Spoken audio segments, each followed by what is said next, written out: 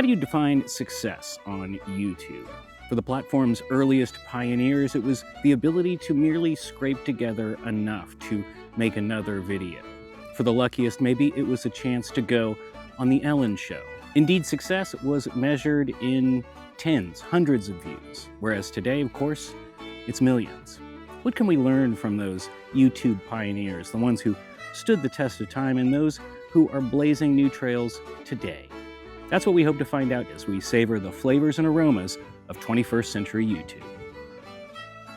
Hey friends, welcome or welcome back. Today we're going to talk about history. So I'm launching this channel to learn more about my home state, to figure out what the deal is with Texas. And to me, that starts and ends with the history of Texas. It's just inescapable. And of course, the thing about Texas history, Texas being a nation, like in the non-technical sense, but sort of in the traditional sense, the non-nation state sense, well, we've got a lot of myth mixed up with the history. And one of the big projects, I think, of studying Texas history in the 21st century is going to be disaggregating those myths and figuring out what we do with them, what they mean to us, whether or not they're still important or not, whether we feel offended that those old stories are being updated, revised, and added to, or whether we're excited to see these new stories. Personally, I'm the kind of person that says when you add new things, you're not making the pie smaller, you're not making smaller slices of the pie, you're just making a bigger pie. The old thing doesn't go away, it's just that now there's also a new thing. To give you an example, perhaps you've heard a radio at some point in your life. Well, we have lots of better ways to convey audio, so why didn't radio go away? Well, it was pretty built into our daily lives. For one thing, there was a whole industry around it, and for another thing, sometimes people just like listening to audio plainly without having to make some sort of connection. You just turn on the radio. My point is to understand what a place is, to understand what the people in that place are, who they are. To understand who those people are, you have to understand how they got to where they are. And for years, I've been absolutely devouring history channels on YouTube. This is one space where I think history communication has really taken off. And that leads me to a few provisos I want to add before I get started with this list. One is that this list is in no particular order. Two is that there's no rubric. These are really just favorites. They're not actually the best. I'll tell you a little secret. I put 10 best in the video title because it just sounds better than these are my 10 favorite history YouTube channels at the moment. And another note is that, like, a lot of these are pretty successful, right? I'm not helping anybody out by banging the drum on these. But if you're like me, if we have similar interests, and I hope we do because you're watching this video, well, then these might be channels you should check out. And if you haven't before, well, then I'm doing you a service. And you should thank me by liking and subscribing. Why does everyone have to sell themselves? You know, what a world. Can't I just share things I like? No, I gotta make a pitch, right?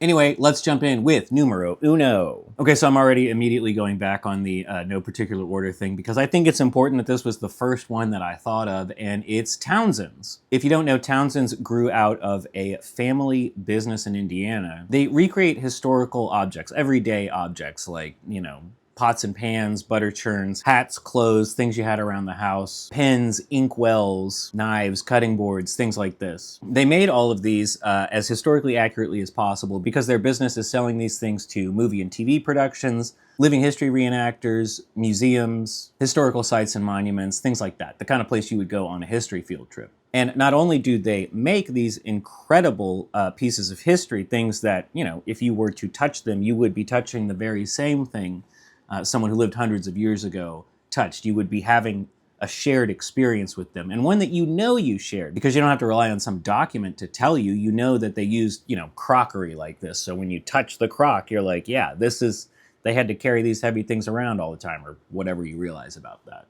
Anyway, the business got big on YouTube when the second generation of the Townsend's company launched this YouTube channel to share little historical tidbits. And one reason it's so successful is because the host, John Townsend, is just a gentle, interesting guy who clearly loves what he's talking about. He knows a lot about it. He doesn't assume he knows too much. He's always passionate about it. And he loves sharing those primary sources. So one thing Townsend's does is they reprint old books from the era. And the era they're concerned about is the 18th century. So think colonial America, like up to and a little bit past the early Republic era, right? Maybe into the early 19th century. Pretty much everything before modern Texas as we think of it was the thing we think of it as. But for understanding colonial America, the different social dynamics, the different social groups, the different ways that different people lived, and the things that united them, especially things like cooking and eating, it's just a phenomenal channel. And so I highly recommend it. It's very chill, it's very low key, it's very pleasant. If you don't know, that's kind of what I was trying to parody at the beginning there. Anyway, number 1, Townsend's. Of course, all of these are going to be in the description. Just check all the links down there. Number 2 is Intellectual Media, aka Lex, aka Alexis Gionde? Sorry, Alexis. Anyway, she's also a history communicator, and she talks a lot about the Black experience in America, Black American history, and especially cultural history. She's got a great series where she talks about Black history decade by decade, especially in the 20th century. We're talking 70s, 80s, 90s. These are decades that you might remember, but maybe you don't have the greatest memory of. And I think this recent history, this like 30 to 50 years ago history, is really worth looking into. I mean, I think nowadays it's a lot easier to study that kind of history than it used to be as well. And Intellectual is great at this. Not only is she like gorgeous and charming and smart, but she created this like incredibly aesthetic YouTube channel, very stylish, very fun to watch, and she's always got something that's going to open up your eyes and something that's going to make a lot of connections between like historical events and politics and then cultural things and how all those little tendrils, you know, start to, you know, the tendrils, they're like weaving together, the tendrils. Number 3 is a two-way tie between a couple of bro channels. One is Dequitum. I'm going to say Dequitum. And the other is Yesithos Yewisa. It's got that letter we don't have in English anymore that stands for the TH. Anyway, it's this guy, Alec Newland, and he's basically a historical reenactor. He is doing everything, period. He's one of those guys that did like the primitive technology. I built a hut. Yeah, he actually did it, and he did it in the way of Anglo-Saxons. And not only that, but he's talking about a specific tribe of Anglo-Saxons at a very specific time, the Yewisa in England in the period between like 650 and 700 of the current era. The vibes are immaculate. The craftsmanship he is displaying is amazing. And that's why I picked these two together. Dequitum is a channel where they have armored combatants fight for real. These are non-choreographed fights. Now, there's some concern, like, are these historically accurate? There's this historical European martial arts community that reads like the 5 books that were, kept about sword fighting. And they're like, well, this is the source. This is the primary source. And then there's other people who go out there and they actually recreate the armor and the weapons, and they go actually try to fight with them to see what it would actually be like to fight with those things. I think you need both of those in history, but I chose both of these channels, Dequitum and Yewisa, because they are both experimental archaeology, experimental history. I think it's really funny a lot of times when historians sit around and think, well, how would they have done that? We can think up a million different reasons why they might do things a million different ways. But once you actually go try to do it in the conditions it was done, with the materials with which we know those things were done, you'll learn really quickly how they did it, or at least the ways that they might do it. Another great example is that castle in France. There's this group of people who are building a medieval or maybe Norman style, I don't remember, but it's a medieval castle in France somewhere. They're all volunteers and they're only doing it with period technology. I think this stuff is really important because I think we have this tendency to forget that our ancestors were technologically clever. They were as smart as us. They just had a smaller set of pre-existing knowledge to draw from. So in fact, they may have been like more curious, more experimental, and more creative than we are. We've already got things that we know work. So we just follow methods that have been established for a long time.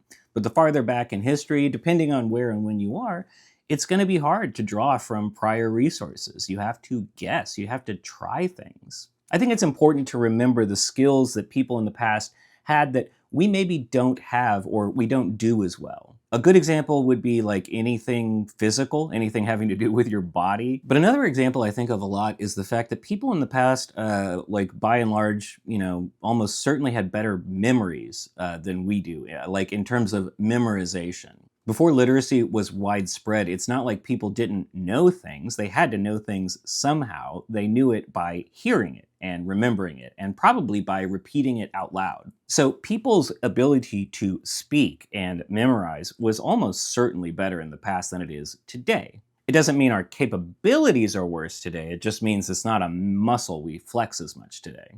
What does it take to be a good history channel on YouTube? Is it like a Roman statue avatar? Is it that one TikTok song that's like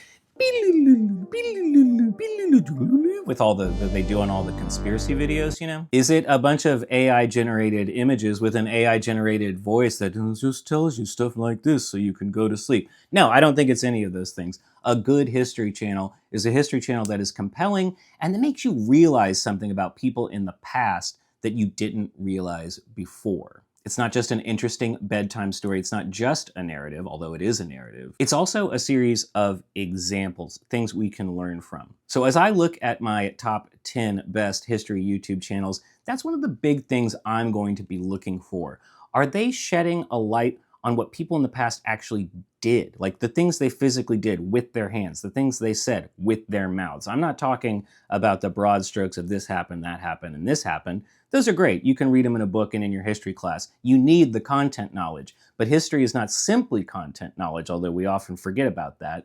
It's content knowledge plus the ability to interpret those things. And a great way to interpret things is to try to do them. Next up, this one is also in England. It's Jay Draper, who does incredible, charming, funny, fascinating deep dives into the history of London specifically and lots of other London-related things. And it's one of those things where it doesn't really matter what you know about the history going into one of the videos. You're gonna know a lot by the end. A great teacher, fascinating stories, and a good presentation, Jay Draper.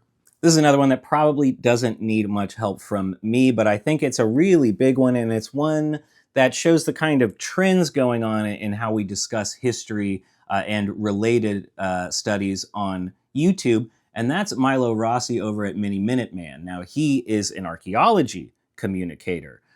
He talks specifically about material history and the more hard science side of how we study the material remains of history.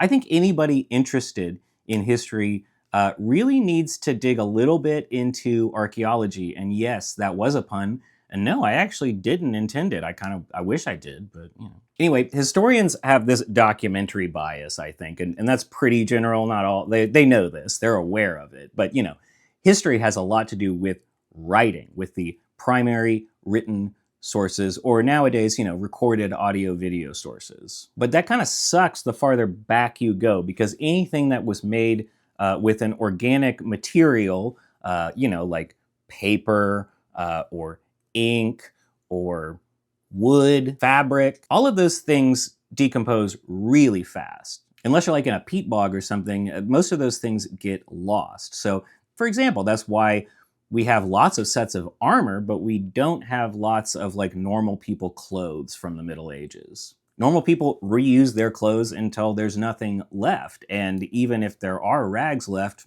they're gone by now. So what we end up with is the stuff that belonged to rich people for the most part, and a lot of times rich kids, because you can't re-wear your kids' clothes, you grow out of them. All that is to say that the new ways that we can study the material record of humanity in archaeology are really important in supporting, substantiating, or challenging the written historical record. I'll give you an example. A while back, I took a class on medieval England, and one unit was taught by an archaeologist. So shout out to Dr. Caitlin Green. That was a great class, and I really loved it. And she told us something that she was told by one of her professors, and that was that the most common experience any person might have had statistically in the time between, I don't know, the fall of Rome and the Renaissance in England was the experience of standing behind an ox and pushing a plow. It wasn't about battles. It wasn't even about going to church all the time. And I say that in regards to archaeology because it's just the kind of thing that gets lost, right? Like if most people spent 80% of their time doing agricultural work, but 80% of the historical record is concerned with things that are not agricultural work, we might get a slightly twisted view of what life was like in that time if we're not careful. So that's the importance of archaeology. And Milo is out there on Mini Minuteman, mostly debunking people who are out on TikTok and YouTube and other places, putting together conspiracy theories. And they're pretty bad ones. They're pretty lazy conspiracy theories. It takes like 2 seconds of thinking through something to understand that it wouldn't work. I mean, I would recommend if anybody tries to tell you something that's going to blow your mind right now, just ask like the next 2 logical questions after that. But the point is, he does it in a great way, a way that I think connects with a lot of people, and it's a really good example. Mini Minuteman.